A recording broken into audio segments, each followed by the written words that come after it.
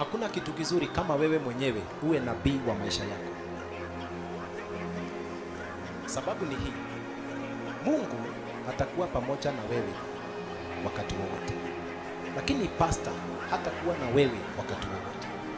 Prophet hatakuwa na wote.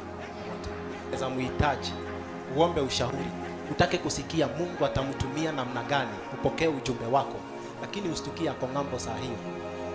Lakini wewe ukiwa hapo, kwa sababu uko na roho wa Yesu, kuna chembe za unabii ambazo Mungu anaweza pata nafasi ya kucha na wewe pia akakufunulia, akakuzungumzia. Ukipewa unabii wa taifa, tabiri. Ukipewa unabii wa mtu, tabiri.